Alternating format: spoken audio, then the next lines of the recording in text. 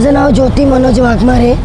माझं म्हाडामध्ये घर होतं, 14 वर्ष गेली। मला भाडं सोडा काही नाही, घर नाही आहे। माझ्या घरासाठी उपोषण चालू आहे। माझे बरेचसे माणसं बिना खाता पिता बसलेली आहे। यांच्या जीवाचं काही बरं वाईट झालं तर याच्यासाठी पोलीस प्रशासन जबाबदार राहणार आणि सरकार जबाबदार राहणार आहे। आणि यांच्यासाठी जर आता ऐकलं नाही, आज जर न्याय भेटला नाही, आम्ही सगळ्या महिला रस्त्यावर उतरणार आणि यालाही जबाबदार सरकार असणार। आमची भूमिका एकच आहे, आमचं साखळी उपोषण नाही आहे, हे साखळी उपोषण नाही आहे, हे आमचं आमरण उपोषण आहे। काल रात्रीपासून आमच्या सगळ्या सहकाऱ्यांची तब्येत थोडी खालावलेली आहे।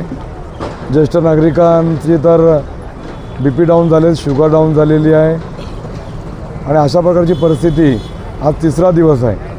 आणि तिसऱ्या दिवशी देखील अजूनपर्यंत सरकारकडनं, शासनाकडनं पण नाही, प्रशासनाकडनं पण नाही, कोणी आम्हाच्याशी चर्चा करायला आलेले नाही आहेत। भारतीय जनता पार्टीचे जिल्हाध्यक्ष नंदू परब रवींद्रदादा चव्हाणांचा निरोप घेऊन आले। त्यांनी सांगितलं रविवारी बैठक करू, तुम्ही तूर्त तुमचं आंदोलन स्थगित करा।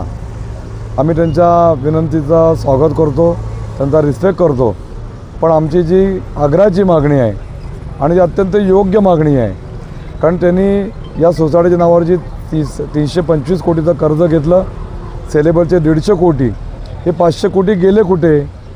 आमचा खरं याला विरोध करायला जे समोर आमच्यासमोर काही लोक तयार झालेले आहेत, म्हणजे आमचा ठाम आरोप आहे की जर काय बिल्डरवरती गुन्हा दाखल झाला तर त्याचे पैसे कोणाकोणाकडे कसे कसे गेलेले आहेत हे निश्चितपणे सगळ्यांच्या समोर येणार आहे।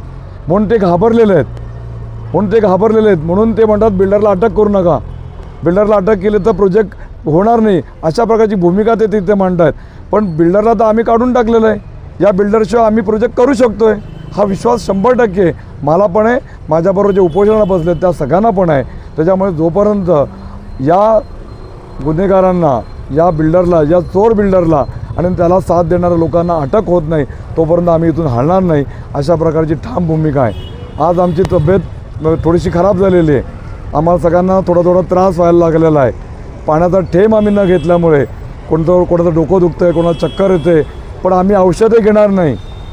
कालसुद्धा आमचे आर्मी रिटायर सुर्वे साहेब ते असतील, आमचे पुजारी काका असतील, आमचे सुनीलजी असतील, आमचे गायकवाड मागवणे काका आहेत, यांना त्रास होतो आहे, त्यांना डॉक्टरांनी इन्सिस्ट केलं तुम्ही औषध घ्या, तुम्ही सलाईन लावा, पण आज बहुतेक त्यांना आम्हाला सलाईन लावणं आमची पण इच्छा, त्यांनी सलाईन घ्यावी, पण ते म्हणतात की आम्ही आमरण उपोषणाला बसलो, आम्ही मरू पण आम्ही इथून हलणार नाही, अशा प्रकारची ठाम भूमिका आजच्या या आंदोलनामधून तिसऱ्या दिवशी देखील आमची ही कायम आहे। शासनाने, प्रशासनाने त्वरित याच्यावरती विचार करावा आणि लवकरात लवकर गुन्हेगारांवरती गुन्हा दाखल करावा आणि म्हाडाच्या आम्हाला नवीन बिल्डर अपॉइंट करायची प्रक्रिया आहे, त्यामध्ये म्हाडाने त्यांचं योगदान आम्हाला त्या संदर्भातलं द्यावं।